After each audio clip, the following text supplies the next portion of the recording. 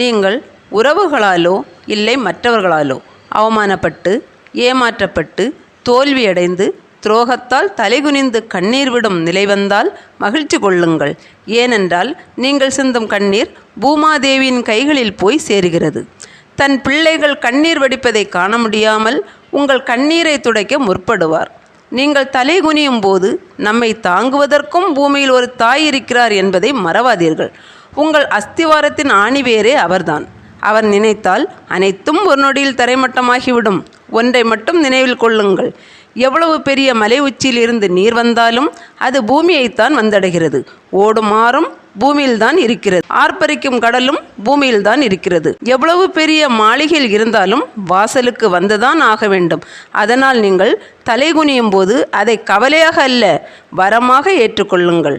நம் கண்ணீரை கண்டு கோபம் கொள்வதற்கும் பூமியில் ஒரு தாய் இருக்கிறார், அவர்களை வணங்கவே வாழ்க்கையில் சில நேரம் தலைகுனிய வேண்டிய நிலை வருகிறது என்று எண்ணுங்கள்.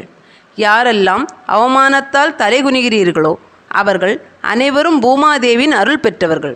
ஆறாக ஓடிய போதிலும் கடலாக கொதித்தெழும் போதிலும் அவைகள் பூமியில் இருப்பதை நினைத்து கவலை கொள்வதில்லை.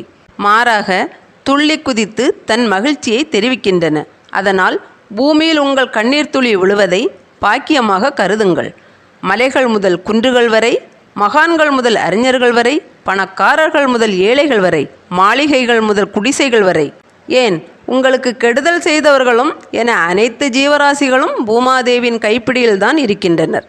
உங்களுக்கு கெடுதல் செய்தவரின் பிடியை பூமாதேவி கொஞ்சம் தளர்த்திவிட்டால் நிலைமை தலைகீழாக மாறிவிடும். நீங்கள் சிந்தும் கண்ணீர் ஒரு நாள் காட்டாற்று வெள்ளமாகவும் மாறலாம், ஓசையுடன் கூடிய கடல் அலையாகவும் ஆர்ப்பரித்து எழலாம். அவர்கள் உங்கள் அருகில் வருவதற்கே அஞ்சுவார்கள்.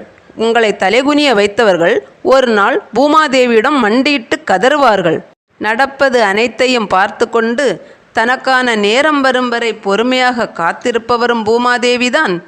எல்லை மீறும் போது கோபம் கொண்டு அதிக சக்தி வாய்ந்த தெய்வமாக மாறுவதும் பூமாதேவிதான்.